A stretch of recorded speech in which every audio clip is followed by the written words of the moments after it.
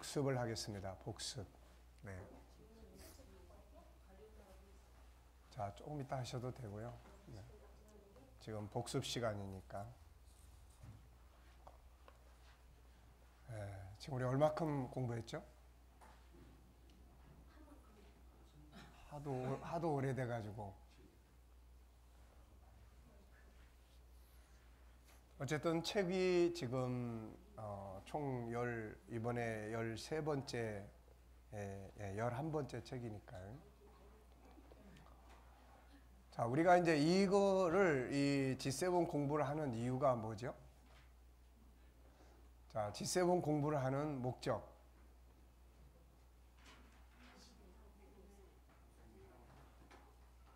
네. 열심히 밤새도록 울었는데 누가 돌아가셨냐고 묻는 거하고 비슷하네. 자, 우리가 이 G7을 공부하는 이 목적 자체가 일단 이것을 공부하고 운영하고 활용하는 사람들에게는 항상 그거를 우리가 잃어버리면 안 됩니다. 왜냐하면 그것이 가야 될 방향성이고 또 그것이 이제 이끌어 나가는 그런 부분이니까요. 우리 KDM 그러면은 KDM은 천국의 제자들을 훈련하는 곳인데 KDM의 목표는 정체성 회복이에요. 정체성. 근데 실컷 공부하고 열심히 가서 가르치고 활동을 하는데도 불구하고 정체성이 없이 헷갈리게 이렇게 일하고 살고 한다면은 KDM의 정신과 이게 안 맞는 거죠. 이게 이론은 가르치는데 그 정신, 사상. 그 G7도 마찬가지예요. 그래서 우리가 G7을 할 때 가장 중요한 것, 또 아무리 공부를 하고 과목을 많이 공부를 하고 해도 결국 G7을 왜 하느냐, 그게 뭐예요? 라고 물었을 때 우리가 G7을 하는 이유는 이제 크게 첫째는 복음운동의 결론, 두 번째는 내 안에 있는 하나님이 주신 하나님의 성품들을 개발함으로 자기 스스로가 풍요로운 내면의 부요함이죠. 그것이 기쁨을 주고 그것이 담대함을 주고 하는 거예요. 우리가 어떤 일을 만났을 때 해결할 수 있다고 하는 마음을 갖는 사람과 해결할 수 없다고 생각하는 사람의 차이는 크죠.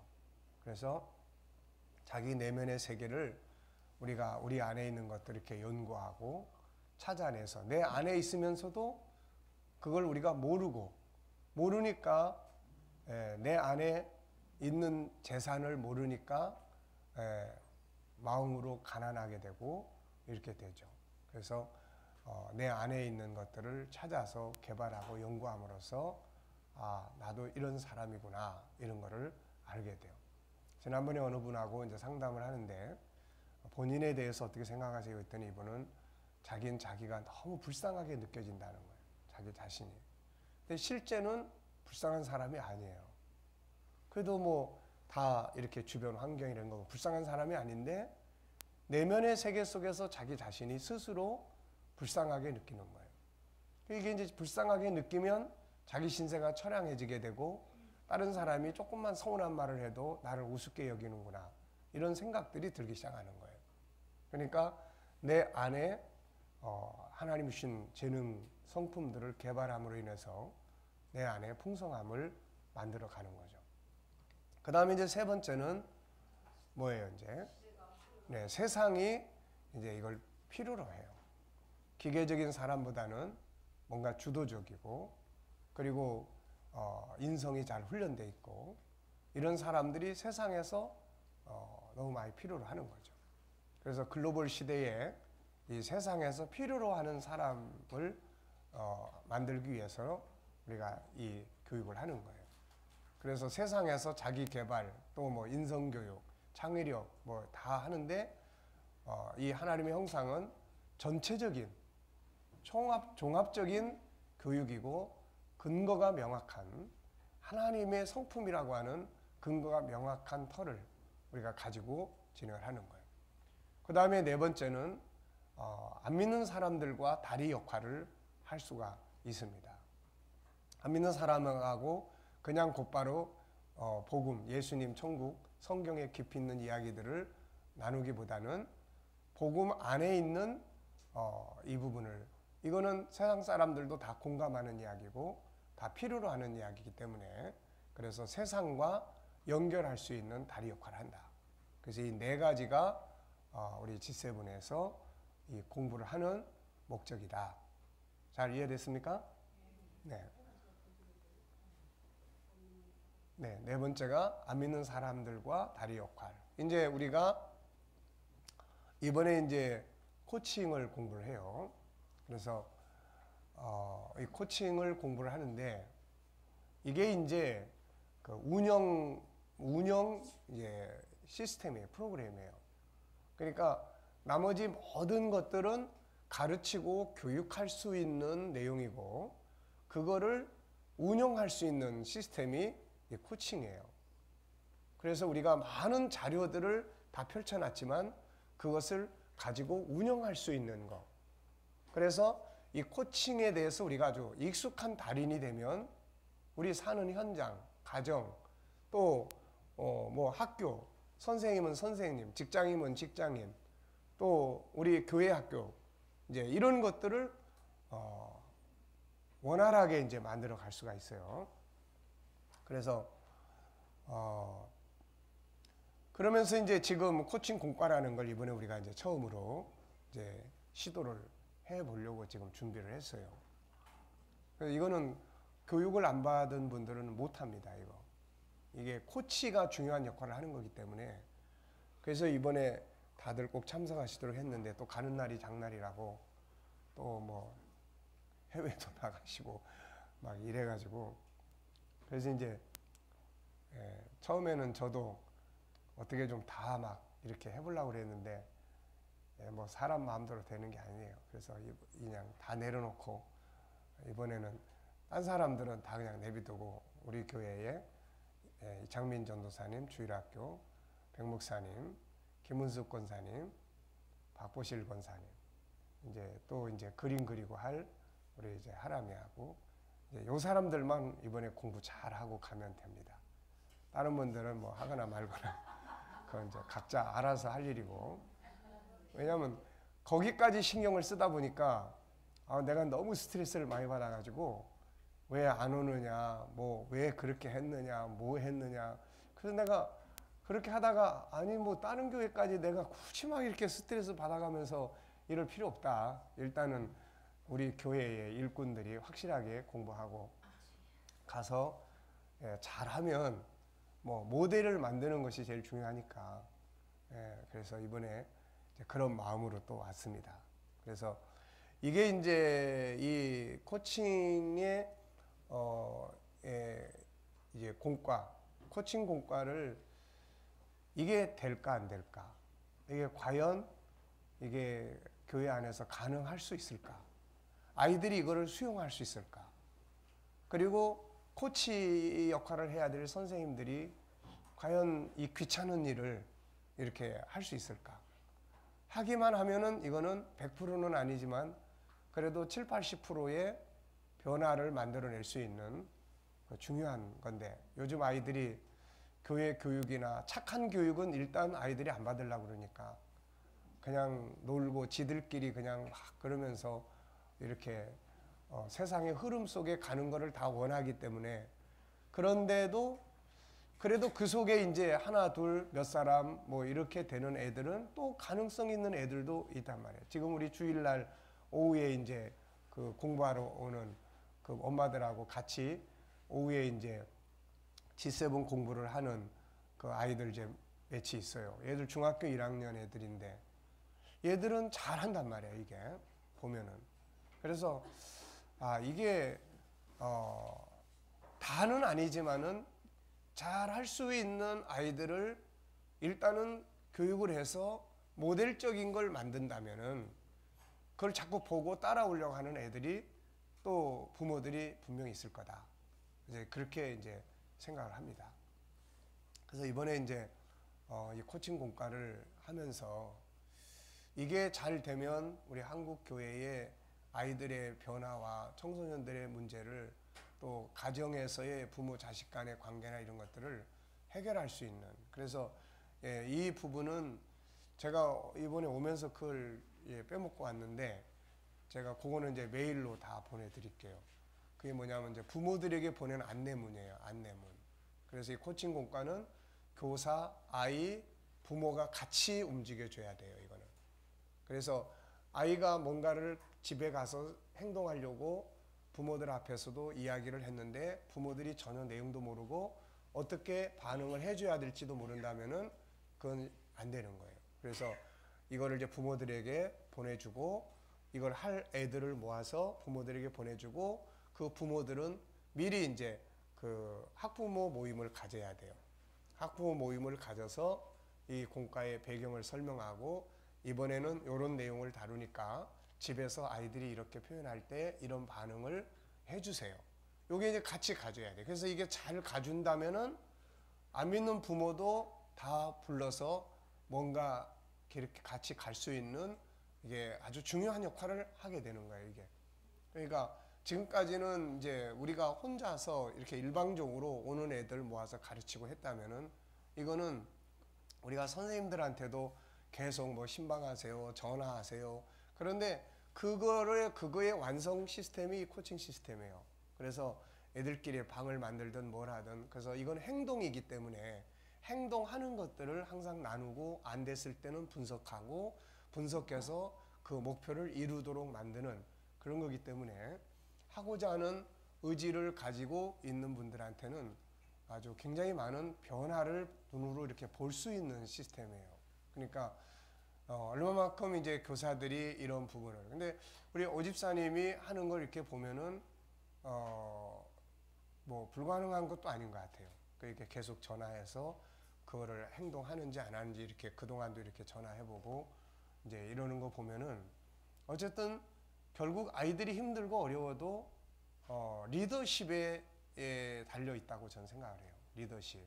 그래서 그 리더십을 어떻게 가질 수 있느냐.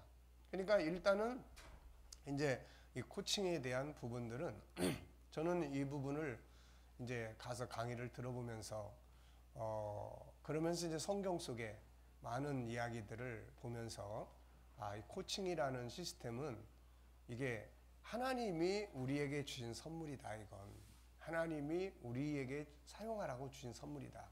하나님이 그렇게 처음 사용하셨으니까요. 그래서 이 책의 제목을 그냥 코칭이라고 할까 하다가, 이 속에 이제 예수님의 코칭에 대해서 많이 이야기를 했기 때문에 코칭의 달인 예수 그리스도, 이런 이름을 여기다 붙여서 지금 이번에 책을 가져왔습니다. 자, 그래서 우리가 늘 그 어떤 이론적인 부분만 가지고는 안 되잖아요. 그러니까 이론적인 것만이 아니라 실제로 이제 뭔가 행동하는, 그러니까 지금까지 우리가 이렇게 늘 가르치는 데 익숙해 있다면은 이 코칭은 가르치는 게 아니고 같이 하는 거예요. 같이 하는 거. 이번 주간에 우리가 약속을 지키는 이런 본문을 가지고 말씀을 나눴으면, 또 세례 요한이 예수님에 대해서 외쳤는데, 그러면 우리도 이번 주간에 누군가에게 예수님을 이야기를 하자. 그럼 어떻게 예수님을 누구라고 어떻게 소개를 할 수 있겠니? 이런 것들을 이제 서로 발표하고, 누구에게 내가 어느 날 그 약속대로 그거를 지켜볼 수 있겠니? 이런 것들을 구체화하는 거예요, 이게. 그러니까 그만큼 이제 코치인 선생님도, 그러니까 세상은 코치들이 그래서 경비를 많이 받아요. 1대1로 어떤 상담 코칭이든 업무 성과 코칭이든 또 학습 코칭이든 하면 경비를 많이 받습니다. 왜냐하면 그 한 사람에게 매여서 연구하고 그 한 사람이 그거를 행동할 수 있도록, 발전할 수 있도록 만들어가기 때문에 자기 먹고 살아야 되니까 경비를 많이 받아요, 이게. 그러니까 근데 우리는 이제 그게 아니기 때문에 얼마만큼 과연 그렇게 할 수 있는 이제 교사진을 만들 수 있는 거냐. 이제 이런 것도 우리가 이제 고민해야 될 부분들이고, 그렇지만은 결국 성경이 우리에게 말씀하는 거는 행동이잖아요, 행동. 그러니까 결국은 이 코스로 이제 가는 게 맞는데, 그래서 이번에 이제 이 공과를 쓰시는 분들은 우리 교수진 다락방에, 교수진 방에 있잖아요, 카톡방에. 이제 그 사용하시면서 나타나는 모든 이제 장단점들을 거기다 다 올려주셔야 돼요. 이 3개월 동안 이걸 하는 동안에는. 그러니까 이거 그냥 공과책 갖다가 가르치는 공과가 아니에요, 이게. 그래서 그거를 이제 할 수 있는 분들만 가져가셔야 돼요. 왜냐하면 처음에 시작부터 야 이거 어렵다, 재미없다 뭐 이러기 시작하면 이제 이건 실패하는 거니까. 그러니까 아예 그렇게 이때 이제 이번 기간에 우리가 이제 이걸 계속해서 이 코칭을 공부하고 화요일 날 저녁부터나 아니면 수요일 날 이제 같이 이거를 이제 해볼 텐데, 이런 부분들을 해보고 난 이거 한번 해봐야 되겠다 하는 분들만 가져가야 돼. 이거를 무슨 말인지 아시겠죠? 네. 너무 심각한가? 네. 자, 그래서 그 4가지의 목적이 있고, 그 다음에 이제 핵심은 뭐예요? 우리 G7의 핵심은 뭐 하는 겁니까, 이거? 예? 잘 살아보자고. 자, 우리가 이걸 하는 핵심 특징은 우리 안에 들어있는 2개의 나무가 있다. 근데 창세기 3장과 창세기 1장 27절에 2개의 나무가 있는데, 우리는 다 창세기 3장에 익숙해 있으니까 G7은 창세기 1장 27절 하나님의 형상이라는 것을 집중적으로 연구해서 이걸 키우는 거다. 그것이 성경에서는 뭐 하는 거예요? 성장해라. 어렸을 때는 말하는 게 어린아이 같고 행동하는 게 어린아이 같고, 다 이게 창세기 1장 27절 영혼이에요. 우리의 영혼이 크는 거예요. 크는 거. 근데 영혼이 크는데 우리는 항상 영혼이 큰다 그러면은 영적인 하나님과 기도하고 이 부분만 생각을 한단 말이에요. 이거. 그러니까 열심히 기도하고 막 그러면 신앙이 많이 컸네. 우리 이렇게 생각한다. 근데 하나님을 닮은 인격은 하나도 안 크는 거예요, 이게. 그러니까 영적인 건 많이 커가지고 밤새도록 철야도 하고 그러는데 사람과의 관계에서는 항상 시험 들게 만들고 상처 주고 이런단 말이에요. 그게 이제 그런 과정을 가진 사람들이 고린도 교인들이에요. 그러니까 고린도 교인들은 말씀에도 충만했고 또 예수 재림을 기다렸고 그 다음에 은사도 충만했고, 고린도서 1장에서 바울이 그 이야기 한다고요. 그런데 고린도서 3장에 가면은 바울이 내가 너희를 대할 때에 뭐라고 이야기합니까? 내가 신령한 사람을 대하듯이 하지 못하고 어린아이를 대하듯이 한다. 이유는 너희가 아직 육에 속해 있다. 맨날 싸우고 분쟁하는데 어찌 이걸 신령한 사람이라고 말할 수 있겠느냐. 그러니까 그런 문제가 있는 거예요, 지금. 이게 한국 교회가 안고 있는 고질적인 부분들이에요. 그러니까 오히려 미국이나 이런 쪽은 물론 다 그런 건 아니지만은 영성도 그들은 뜨거운 사람이 엄청 뜨거워요. 근데 그들은 인격적인 부분이 많이 컸고 영적인 부분이 좀 약하죠, 이게. 그러니까 우리는 요즘엔 그것도 잘 안 되고 있어요. 이 영적인 부분도 잘 안 되고 있는 거예요, 요즘에 한국 교회는. 뭐 기도할 때 제대로 많이 모이기를 합니까? 뭐 합니까? 이것도 잘 안 되고 있는 상황이라. 거기다가 이런 인격적인 하나님의 성품적 영역들이 하나도 개발이 안 되고 훈련이 안 되고 그러고 있으니까 이런 문제가 우리의 삶의 현장에서 그대로 다 나타나는 거예요. 그대로 다. 그러니까 이런 부분들을 우리가 이제 바꿔야 되는데, 그 바꾸는 방법은 딴 거 없어요. 뭡니까? 바로 창세기 1장 27절. 맨날 창세기 3장을 붙들고 회개한다고 하고 이거 고민하고 이 문제 붙들고 씨름해봐야 이거 잘못된 건 알아. 근데 이게 커야 바꿔지는 거지, 이게 안 크는데 이게 저절로 바꿔질 수는 없다고 말이에요, 이게. 그래서 창세기 1장 27절에 하나님의 성품을 우리가 키워가는 거예요, 이게. 근데 키워가는 단계가 4단계가 있다고 이야기를 했죠. 자, 첫 번째 단계는 이제는 다 이제 리멤버 해보세요. 첫째는 뭐예요? 자연인의 과정이에요. 자, 다시 그림으로 그릴까요? 자연인의 과정. 자, 그러니까 결국 G7은 목적은 앞에 있는 그 4가지고, 그 다음에 G7의 공부의 특징은 이제 이 안에 있는 거. 이거예요, 이거. 이 안에 있는 거. 지금 이제 제가 마음 아픔 치유 교실 책을 정리하고 있는데, 아마 다음 달 아니면 그 책을 먼저 다음 달에 그거는 내년부터 여러분들이 교회에서 실천하기 위해서 그걸 먼저 하든지 하는데 그때부터 봐서 아이들 심리 교실을 같이 열어볼까 해요. 그래서 아이들 심리 교실 그러면은 아이들의 심리 교실을 할 때 이제 이런 게 가장 기본이에요. 그래서 아이들이 이 안에 들어있는 거 이런 거를 바르게 아이들이 이해를 해야 돼요. 그래서 이거를 어떻게 프로그래머하고 그림 그려서 아이들도 그려보고 만져보고 하면서 자기 내부를 볼 수 있도록 할 수 있을 거냐. 그러니까 우리가 육체적인 것들은 많이 하잖아요. 육체적인 거 뭐 다 그려놓고 만져보고 뭐 해보고 하는데 영혼의 구조는 모른다고요, 이게.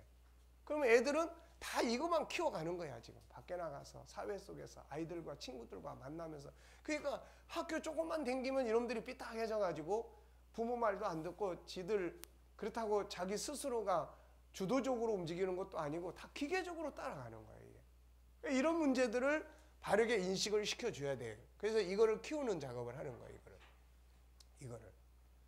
그래서 저도 지금 이제 이 부분을 시작을 할 때쯤 되면, 교회 안에도 이제 이런 다양한 그림들을 그려서 보고 인식할 수 있도록 자기 내부 구조를 보고 인식할 수 있도록 그래서 이런 것들을 지금 고민을 하고 있습니다.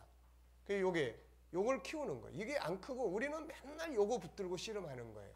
요거 붙들고 안 하려고 하고 후회하고 또 이거 잘못했다고 또 회개하고 그런데 회개해도 안 고쳐지고 계속 그러는 거예요. 이유는 딱 하나예요. 이게 안 크는 거예요. 그러니까 성경은 회개를 하라고도 하지만 계속 성장을 말하는데 이 성장이라는 건 이걸 이야기하는 거예요. 이거를. 그러니까 이게 성장이 안 되면 이거 붙들고 아무리 씨름해도 소용없어요. 그러니까 우리가 이제 앞에서 공부한 것처럼 애들을 고치려고 할 때도 단점을 자꾸 이야기해서 이거 붙들고 고치려고 하는 거 이거 안 된다는 거예요. 그 아이가 가지고 있는 이 영역을 건드려서 좋은 점을 찾아내주고 그가 잘할 수 있는 부분들을 찾아내주고 이런 것들을 키워주면 이건 자연히 약화되는 거예요. 이게. 왜냐하면 인간은 한꺼번에 두 길을 같이 못 간다고요. 이게.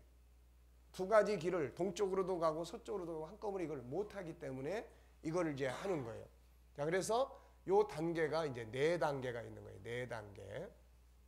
4단계. 그래서 우리의 목적은 마지막 단계를 만드는데 중점을 두는 거예요. 그래서 첫 번째 단계는 자 뭐예요? 자연인의 상태다. 전혀 몰라. 자연인이라는 건 아무것도 모르고 이렇게 사는 것이 자기의 그냥 삶인 줄로 생각을 하고 나는 그래 볼래 뭐 이런 식으로 가버리는 거예요. 이제 그게 문제가 있다, 그게 아니다 이런 것 자체를 인식을 못하는 거예요. 그런 다음에 똑같은 건데 요거는 차이점이 뭐예요? 인식을 하는 거예요. 아, 내 안에는 두 개가 있는데 근데 난 이게 잘 안 돼. 그리고 그거를 힘들어하기도 하고 하나님 앞에 뉘우칠도 알고 그렇게 인식하는 거예요. 이게 이제 성경으로 말하면 잠언 4장 23절의 이야기예요. 이게 물은 내 마음을 지켜라. 지키는 거예요. 내 마음이 이런 게 있고 이런 게 있구나. 지키는 거예요. 그 다음에 이제 세 번째 단계는 이게 이제 많이 컸어요. 이게. 그래서 비슷해졌어요. 이때는 선택을 할 수가 있는 거예요. 선택. 이걸 해볼 거냐, 이걸 해볼 거냐. 선택을 해보는 거예요. 그래서 이게 행동을 취하면 이게 승리의 기쁨이 있는 거예요. 승리의 기쁨. 네. 딴 사람이 막 화를 나게 만들었는데 내가 공감하고 온유하고 겸손하게 대하고 나면 내가 기분이 좋은 거예요. 이게 승리의 기쁨이에요. 이게. 네. 그 다음에 요렇게 이게 나가면 또 내가 왜 그렇게 했지 후회하고 아픔이 오는 거죠. 자, 그 다음에 이제 마지막 단계는 뭐예요? 요렇게 되는 거예요. 이제. 그래서 이게 더 습관화되는 거예요. 그래서 어떤 일을 만났을 때 전에는 이게 습관처럼 나와가지고 그랬는데 이제는 이게 하나님의 성품이 습관화되어 있는 거예요. 말하는 거, 듣는 거, 대화하는 거, 행동하는 거 다 이게 습관이 되는 거예요. 이게 이제 줄어들었어요. 이게 본성은 이게 두 개는 주님 오실 때까지 안 없어져요. 그래 주님 오실 때 이 죄성이 완전히 사라지는 거지 지금 안 되는 거예요. 그래서 이게 있지만 요거. 그래서 이런 상태를 성경에서는 잠언 16장 뭐예요? 32절에 내 마음을 다스리라. 이게 다스리는 거예요, 마음을. 이제 마음을 다스리는 상태가 되는 거예요. 무슨 말인지 아시겠습니까? 그래서 자, G7의 목적은 아까 얘기한 대로 첫째는 복음 운동의 결론, 두 번째는 내 안에 있는 하나님의 그 풍성한 성품들을 개발해서 내 스스로가 풍요로움이에요. 풍요로움. 그러니까 이게 풍요로움이 있는 거예요, 이게.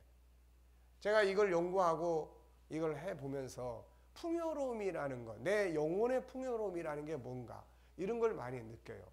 영혼의 풍성함. 그러니까 이런 것들을 이제 만들어 가는 거예요. 그리고 가는 과정은 이렇다.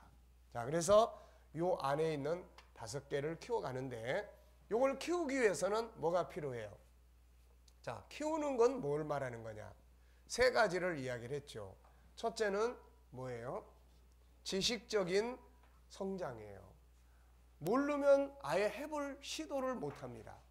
모르면.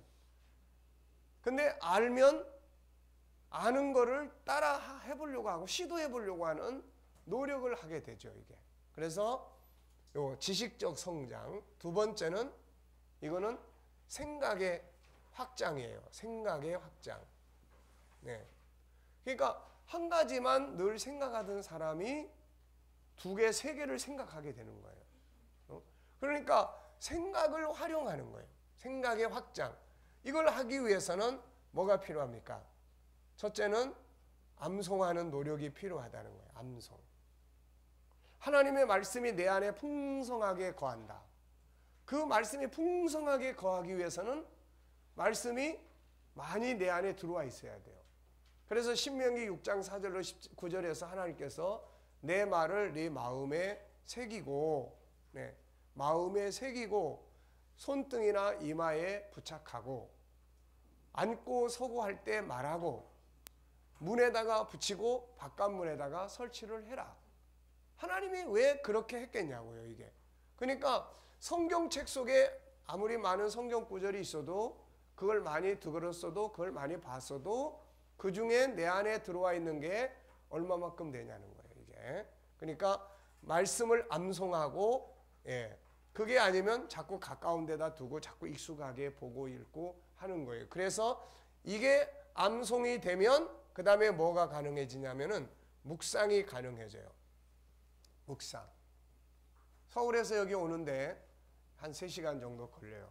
그럼 이제 우리 백 목사님이랑 이창민 선배랑 오늘 오면서 운전하느라 수고했는데 저는 그 시간에 이제 뭐 잠도 자지만 계속 이제 묵상하는 거예요. 산상수훈, 마태복음 5장, 6장, 7장, 또 계시록 21장, 22장. 그리고 이제 이 G7 전체 과정을 이제 중요한 요점들을 다 이제 암송하고 있으니까 그걸 계속 묵상하는 거예요. 52주에 암송하는 것부터 시작해서 존귀함의 영역, 그 다음에 또 자기의 자존감을 높일 수 있는 14가지, 그 다음에 이제 2번째 책에 가서 다름의 영역에 가서 다름의 영역에 대한 책 5가지, 그 다음에 장점 찾아서 활용하고 프로화시키는 과정, 그 다음에 또 이제 재능의 영역으로 가서 재능의 영역을 이제 어떻게 개발할지 하나님의 창조 프로젝트, 그 다음에 그걸 개발하기 위한 도구들 뭐 이런 걸 쭉 이제 거기에 이제 뭐 생각의 기능 속에 들어가서 생각의 특징 10가지, 그 다음에 생각의 방법, 또 그 다음에 생각하는 그런 브레인스토밍이나 또 뭐 이런 이제 그 내용들, 또 창의력을 또 체크하기 위한 13가지 방법, 이런 것들을 쭉 이제 오면서 계속 묵상하는 거예요. 그러니까 내 안에 암송되는 것이 있으면 그 다음 묵상이 가능한 거예요.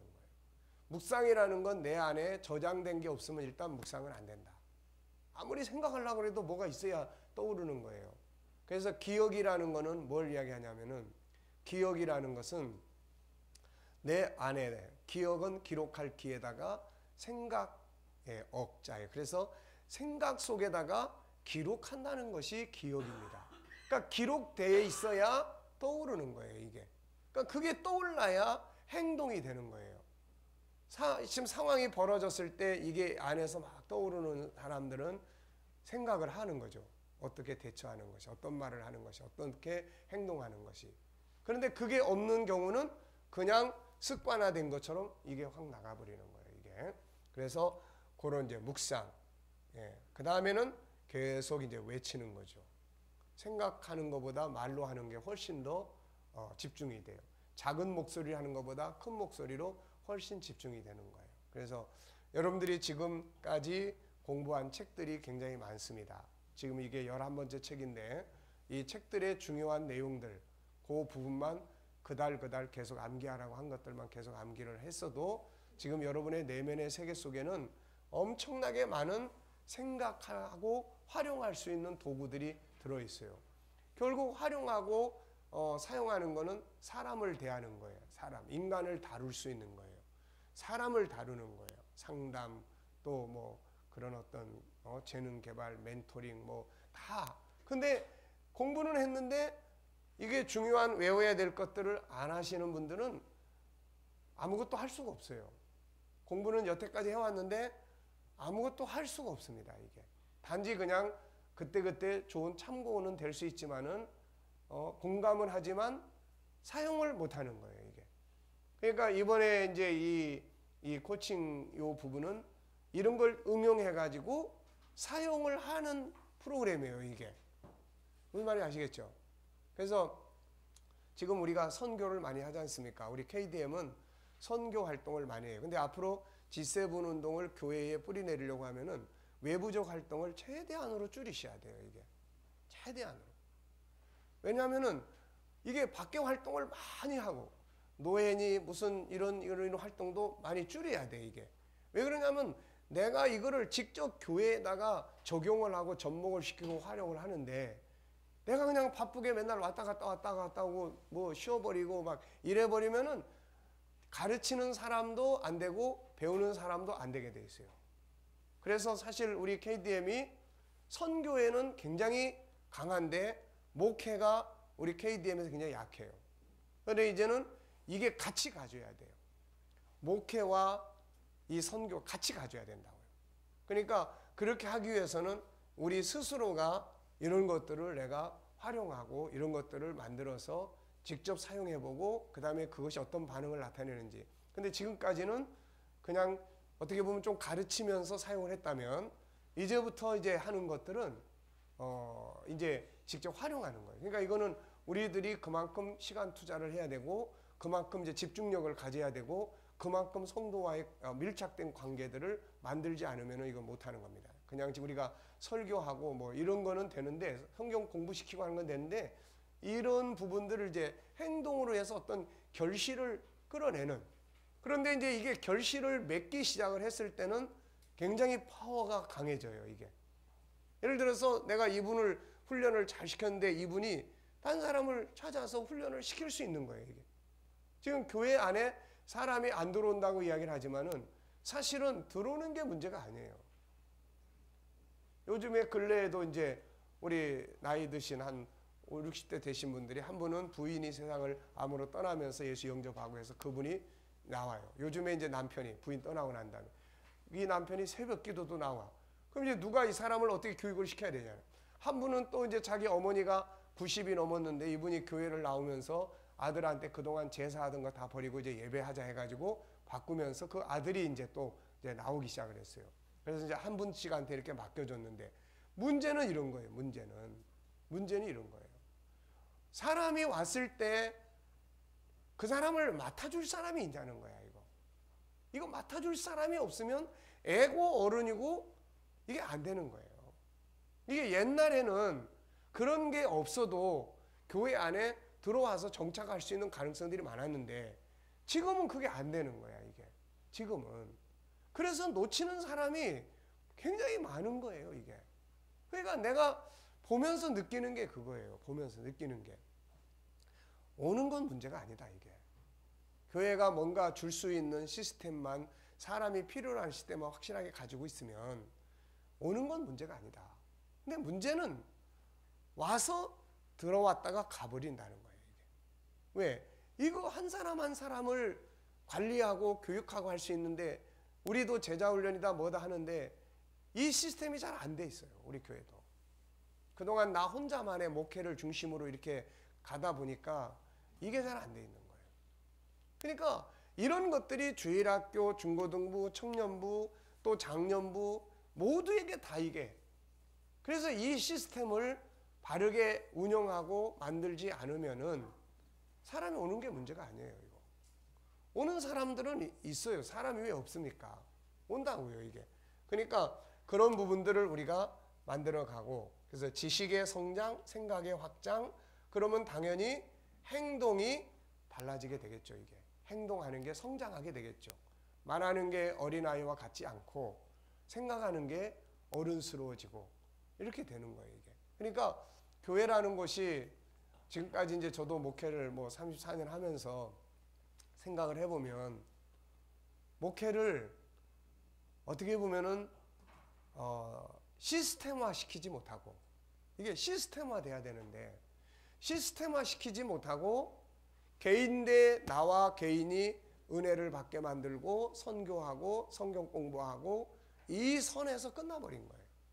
이 선에서. 그러니까는 사람을 오면 구역장이나 구역 강사를 해서 이끌어 가도록 하는 건 그 자리에 모인 사람들은 잘 가르치는데 개인을 못 다루는 거예요. 개인. 마음이 아픈 사람이 옆에 있는데 이 사람 못 다루는 거예요. 그래서 그렇게 해서 온 사람이 있는데 이 사람을 어떻게 교육을 시켜서 어느 과정까지 정착을 시켜줄 수 있는 훈련된 사람들이 많지가 않은 거예요, 이게. 그러니까 전체 덩어리 쪽으로는 잘 가는데 개인이 사람이 들어오면은 이게 뭔가를 만들어내야 되는데 그게 안 되니까 사람이 들어오면 이거 누구한테 맡기지 막 둘러보고 찾기 시작하는 거예요. 이분한테 맡겨. 아유, 시험 들게 할 가능성이 커. 왜 뭐 이래야 되는 거야, 이거. 그러니까 이런 문제들을 우리가 교회 부흥이라는 목표를 가지고 있다면은 그런 걸 미리 준비를 해야 되는데, 그걸 준비를 하려면은 프로그램이 있어야 되고 그 프로그램을 익숙하게 잘 할 수 있도록 만들어 가는 작업이 필요한 거예요, 이게. 자, 그래서 어쨌든 우리 KDM도 선교적인 열정과 함께 우린 또 목회자들이잖아요. 그러니까 다 목회에 대한 개념 속에서 내가 일하고 있는 교회가 뭐 인원이 얼마나 많냐 작냐보다는 이런 건강하게 시스템이 가동이 되고 있는 교회냐 안 되고 있느냐, 이게 중요한 거예요, 이게. 애들서부터.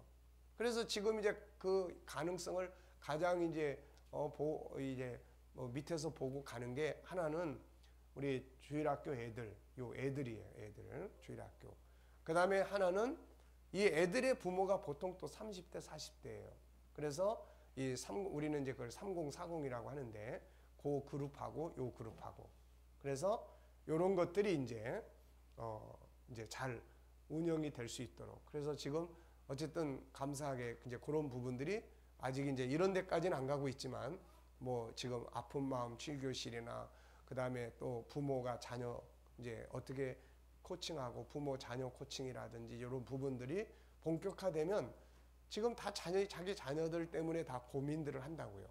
그러면 부모가 자녀를 이해할 수 있고 자녀를 코칭할 수 있는 그런 가족 관계를 만들어 가도록 만들어 주면 그런 부분들이 사실 이제 교회적으로는 새로운 사람들을 오게 만들 수 있는. 그래서 화요일 날 이제 우리 모임 중에 지난번에 이제 공부하는 분이 자기 친구 한 분을 이제 모셔오기로 했다고는 이야기를 듣고, 그런데 이제 그때는 사정이 있어서 못 왔다고 그러더라고요. 근데 어쨌든 사람 주변에 있는 사람을 데리고 오고 싶다, 와서 이 공부를 같이 나누고 싶다 하는 것은 나름대로 아주 좋은 가능성을 갖게 만드는 거예요, 이게. 그러니까 그런 부분들을 우리가 이제 잘 만들어 가면 우리 목회 현장이 튼튼해질 수가 있어요. 튼튼해질 수가. 네. 자, 그래서 지식의 성장과 생각의 확장과 그 다음에 이게 행동은 사실 이거는 우리는 행동을 강조하잖아요. 그런데 행동은 사실 강조할 필요가 없는 부분이에요, 이 부분은. 왜냐하면은 이 생각의 확장만 확실해지면 행동은 따라가게 돼 있어요, 이게. 그러니까 옛날에는 이제 저도 그냥 말씀을 듣고 행동하라고 강요를 했는데, 행동은 생각이 그 시간에 떠오르느냐 안 떠오르느냐, 그리고 그 순간에 이 사람이 어떤 행동을 취할 때 어떤 생각이 이 사람을 이 뇌를 붙잡고 있느냐에 따라서 그쪽으로 행동을 한다고요. 이게 계속 습관화된 사람은 아무리 강조해도 안 되는 사람이에요. 이거 오히려 자꾸 행동하라 그러면 이 사람 부담돼 가지고 이제 안 와버려. 그러니까 행동을 요구하기 전에 이런 부분들을 확장시키도록 만드는 것이 이게 더 중요한 거예요. 생각이 떠오르면은 행동하는 거니까. 근데 행동이 먼저 못 가는 거예요, 이게. 근데 우리는 항상 말씀을 듣고 그 다음에 행동을 자꾸 이야기를 하는데 행동을 하려고 그러다 보니까 그 행동해야 될 주제에 대한 구체적 지식이 없는 거예요. 그 부분을 거룩이면 이 거룩이 뭔지를 도대체 모르는 거예요, 이게. 구체적인 애. 거룩이라는 거 하나를 실천하려고 하면 보세요. 거룩이 뭐냐? 거룩이 뭐죠? 자, 우리가 아는 대로 한번 이야기해 보세요. 거룩이 뭐예요? 김상섭 학생. 거룩이 뭐죠? 저번에 답하니까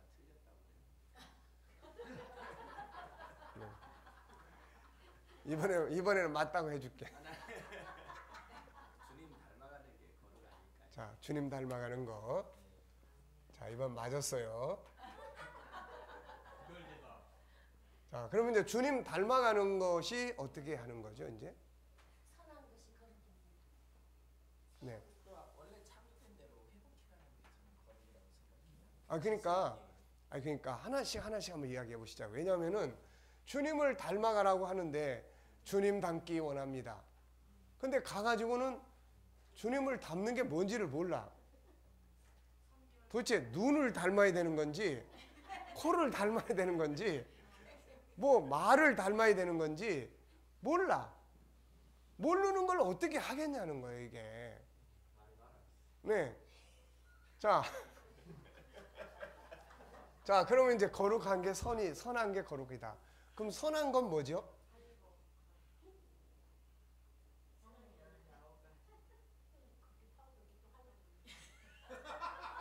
자, 한번 이야기해봐요. 선한 거는 뭐예요?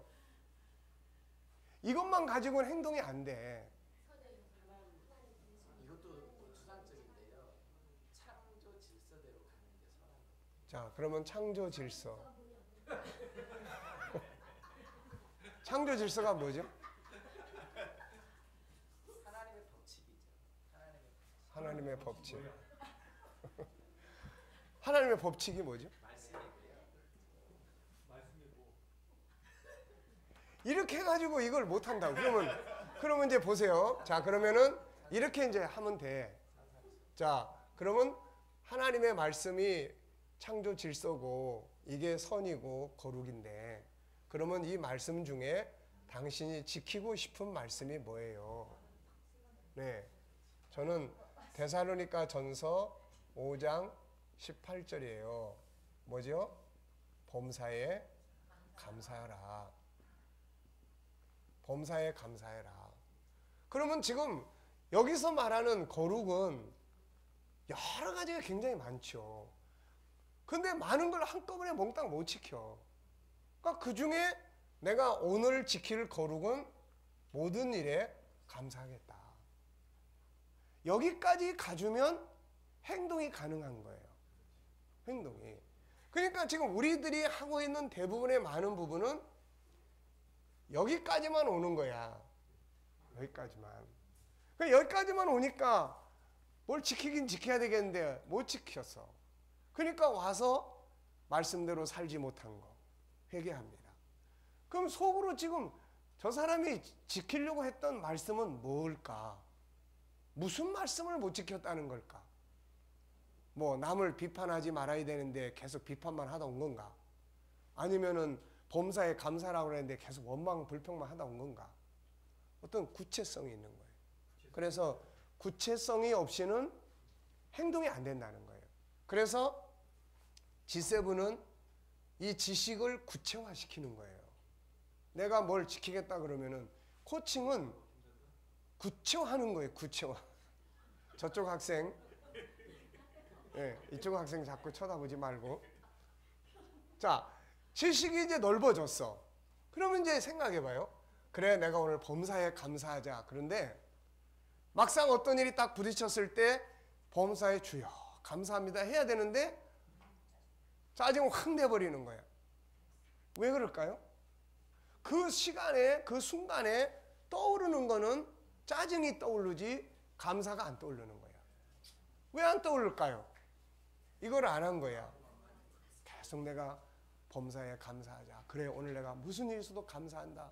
범사에 감사하자. 범사에 감사. 이래서 내 뇌에게 입력이 딱 돼서 상황이 딱 부딪혔을 때 짜증의 생각보다 그래, 범사에 감사해야 돼. 이게 먼저 딱 떠오르면은 안 떠올라와요. 임성님. 사모님 안 계시다 그러셔도 돼요. 어쩌나 사모님이 뭐. 네. 항상 도루묵이에요. 자, 무슨 말인지 알겠어요? 그러니까 말씀 그 이상 구체화까지 안 가요. 말씀에 딱 거기서 멈춰요. 그래서 스스로도 셀프 코칭이 필요한 거예요. 셀프 코칭은 뭐냐? 예를 들어서 내가 이번 한 주간 동안은 범사에 감사하겠다. 아, 그러냐? 그러면은 아침에 눈 딱 떠서 그러면 언제 이 말씀을 내가 암송하고 외칠 거냐? 계획을 딱 짜는 거예요. 아침에 눈 뜨면 제일 먼저 범사에 감사하자 5번을 내가 외치겠다. 눈 딱 뜨면 범사에 감사하라. 범사에 감사하라. 범사에 감사하라.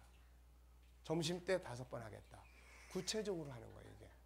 그리고 이거를 구체적으로 하는지 안 하는지를 누군가가 도와주고 체크를 해주면 딱 잊어버리고 있는데 코치가 문자가 왔어. 어떻게 잘 하셨죠?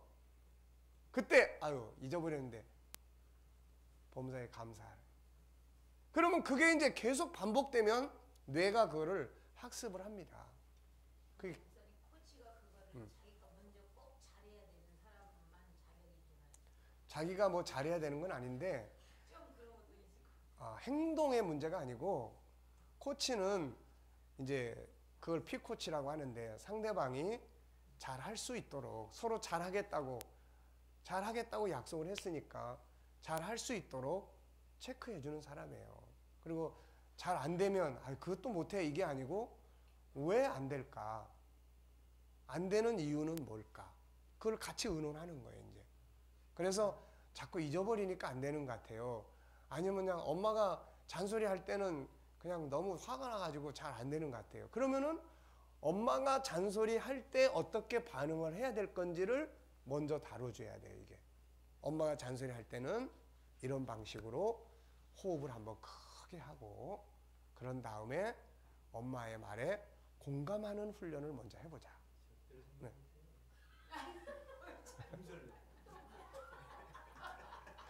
오늘 이 학생은 새벽 기도하고 아멘을 안 하고 나. 네.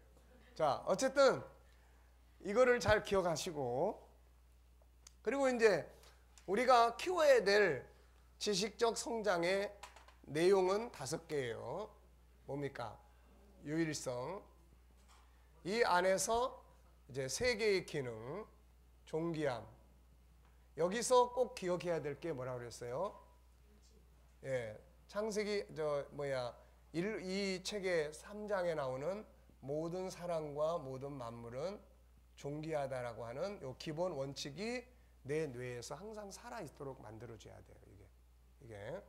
그다음에는 두 번째는 존귀함의 12가지 의미. 자, 다 같이 한번 해 보겠습니다. 시작. 스스로 가치 인식,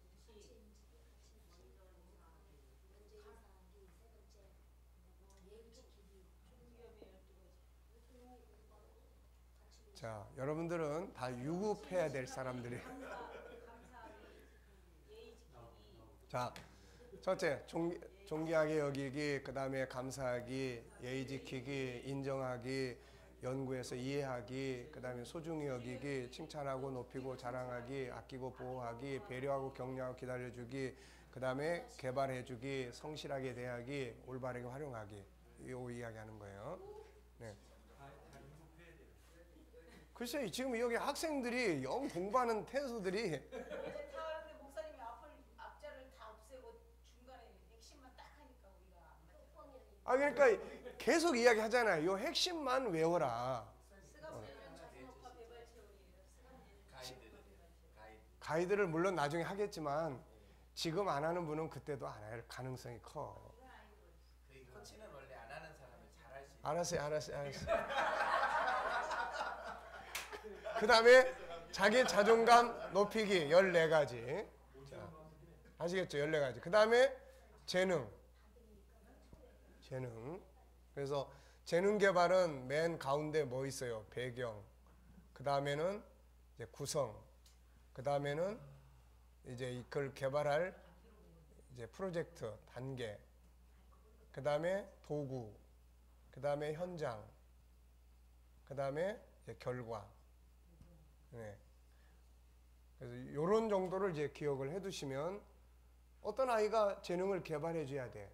그럼 얘는 이야기 쭉 들어보니까 요 단계에서 영성 재능 아니면은 이 구성에서 지적 재능, 감성 재능. 얘는 맨날 싸워. 얘는 감성 재능이 필요한 거예요, 지금.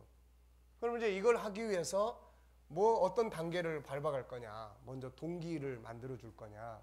기획을 해서 잘 분석해서 그거를 그렇게 싸우지 않도록 프로그램을 짜줄 거냐. 이런 것들이 이제. 그리고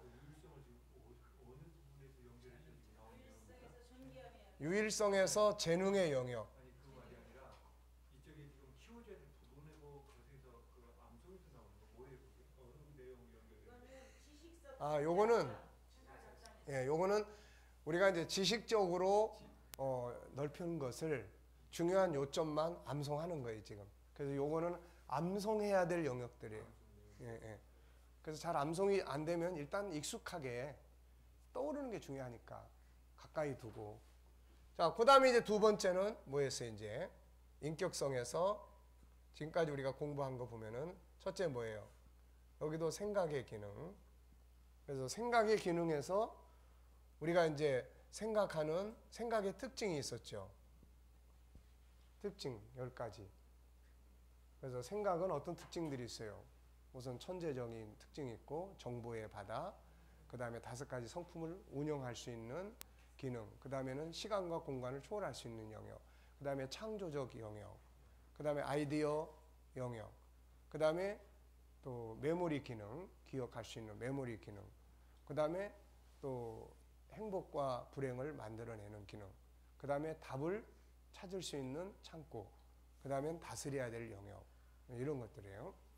그리고 이제 생각의 특징, 그 다음에 생각의 방법, 네, 뭐 전체적인 방법, 전과요, 다본능, 영통, 그래서 전체적인 방법, 그 다음에 과거 현실을 부정하고 새로운 걸 찾는 방법, 그 다음에 유기적 방법, 그 다음에 다각도 방법. 다각도 방법의 가장 원조가 누구라고 그랬어요?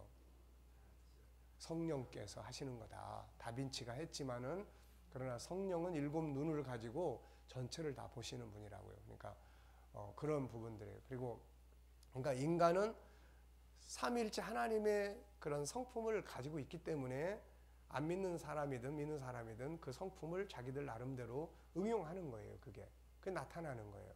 그러니까 하나님이 하시는 일을 인간이 흉내낼 수 있는 거예요. 이게.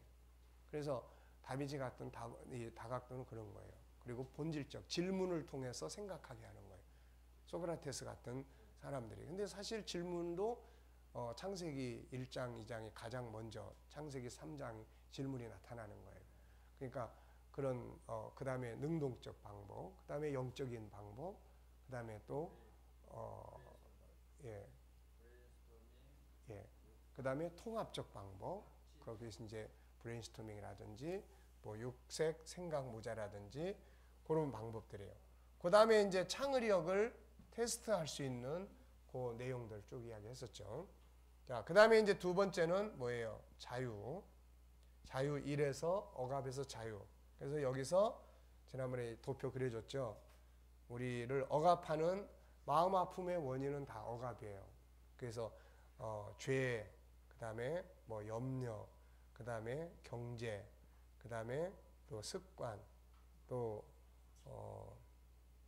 그 다음에 뭐 중독, 그 다음에 또 생각, 그 다음에 과거, 그 다음에 인간관계, 그 다음에 비교하는 거, 그 다음에 언어, 그 다음에 목적, 예, 그 다음에 열정이 좋은데 열정이 과도했을 때는 그것 때문에 억압을 받아요. 그 다음에 환경, 그 다음에는 5가지 성품, 그 다음에 잘못된 정보. 그러니까 우리가 상담을 하거나 사람을 딱 만나서 이걸 도표를 놓고 한번 골라보세요. 당신을 억압하고 있는 것이 어느 영역입니까? 당신을 지금 억압하고 있는 게 어느 영역인지 한번 골라보세요. 그 뭐 목표가 너무 과했는데 그걸 못 이루니까 계속 그것 때문에 막 고민에 빠졌다든지, 인간관계 때문에 너무 스트레스를 많이 받는다든지, 아니면은 뭐 습관 때문에, 뭐 경제 때문에, 뭐 이런 부분들이에요. 그러면 이제 이런 것들을 해결하기 위해서는 뭐가 필요해요, 이제. 그래서 이 억압에서 자유하기 위한 10개 단계가 있어요. 첫째는 정체가 뭔지 찾아서 이름을 붙여라. 공황장애인지 우울함인지 대인 기피하는 현상인지 이름을 붙여줘라. 그 다음에 이제 분석이에요. 분석. 그래서 이 분석은 모든 영역에서 아주 중요한 부분입니다. 모든 영역에서. 코칭도 결국 분석이에요. 분석. 그래서 이 분석력을 키워주는 거예요, 이게. 그래서 원인이 뭔지, 왜 왔는지, 언제부터, 유기적 관계가 다 있기 때문에 왜 이렇게 하냐. 어떤 사람은 계속 울어요. 울고 싶어요. 예. 그래서 그 문제도 다뤘는데, 울고 싶은 이유가 뭘까요, 여러분? 한번 분석을 해보세요. 사람이 울고 싶은 이유가 뭐겠습니까? 한번 이야기해 보세요. 왜, 어떤 때 왜 울고 싶죠?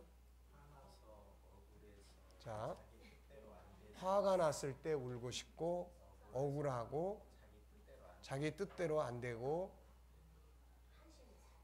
한심해서, 또 폭폭해서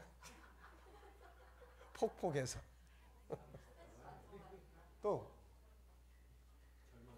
절망에 빠지고, 외롭고, 또 여기 서운해서. 네. 그러니까 이런 게 계속 쌓이는 거예요. 엄마한테 서운함. 네. 어떤 경우는 엄마한테 가서 이야기를 나누는데 그렇잖아도 서운함이 잔뜩 있고 마음의 아픔이 있는데 엄마가 그냥 막 큰 소리 치고 막 이러니까 엄마는 그게 일반적인 목소리예요. 그게 일반적인 목소리. 근데 그게 서운해지는 거예요. 그게. 그러니까 이런 것들이 쌓이면은 이제 막 울고 싶은 거예요. 왜 눈물이 나는지도 몰라. 그러면 이제 어떻게 해야 돼요? 분석을 해서 아, 엄마의 이런 말 때문에 그런 거구나. 그러면은 자기를 이해해주고 공감해주고 너 때문이 아니야. 그런 상황이 되면 누구나 다 울 수 있는 거야. 일단 모든 마음 아픔의 병들은 본인이 원인을 이해를 하고 공감을 하면 거기에서 빠져나오게 되는 경우들이 굉장히 많아요. 이게. 네. 이해를 못했을 때는 내가 왜 이러지? 막 이러다 어떻게 되는 거 아니야? 막 이래야 되는데 이해를 하고 아, 그래서 그렇구나 라고 공감을 하면 이제 자기를 위로할 수 있고 격려할 수 있고 네가 잘못해서 그런 거 아니야. 그리고 하면 거기서 답이 나오는 거예요. 그래서 이런 이제 분석이에요. 그러면 어떻게 해야 될 것인가? 그래서 분석을 하고 의지, 그 다음에 목적, 이제 벗어나고자 하는 어디까지 어떤 상태까지 벗어나고 싶은지, 그 다음에 이제 자원을 찾아야 돼. 사용할 수 있는 자원. 상담이 필요한지, 내가 운동이 필요한지, 내가 어떤 걸 하는지. 그래서 이런 것들을 이제 찾는 거예요. 그 다음에는 이제 뭐가 필요합니까? 이제 실행 계획을 세우는 거고, 실행 계획과 점검. 그 다음에 이제 외치고 행동하고. 하나, 둘, 셋, 넷, 다섯, 여섯, 일곱. 외치고 행동하고. 그 다음에는 이제 뭐가 필요합니까? 이제 이것을 점검해서 강화시켜줘요. 강화. 그 다음에 이제 9번째는 목적을 이루고, 그 다음에 10번째는 새로운 비전을 만들어줘야 돼요. 새로운 비전.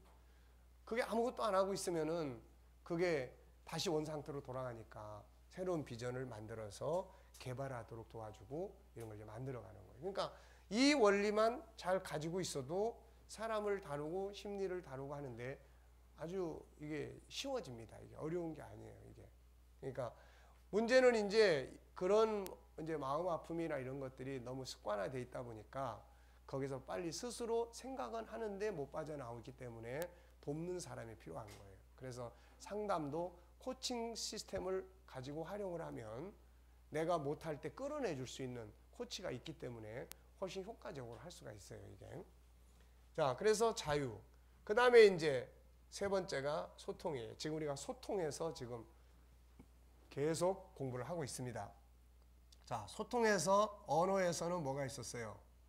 1권에서 우리가 현장에서 필요한 언어 11가지가 있었고, 그 다음에 2권에서 언어의 좋은 언어를 하기 위한 방법, 또 뭐 그런 또 좋은 언어들에 대한 이야기, 예, 그런 내용들이 있었고, 그 다음에 또 뭐 있었습니까? 이제 그 뭐 훈계의 방법들, 그 다음에 자기 방어의 방법, 조화의 방법, 그 다음에 또 질문에 대해서 우리가 공부했죠. 그래서 질문 방법이 총 21가지인데 그런 질문에 대한 방법들도 우리가 결국은 이제 이 질문을 우리가 이제 복습을 하기로 했는데, 이 질문법을 잘 알아야 이제 코칭을 할 수가 하는데 도움이 돼요.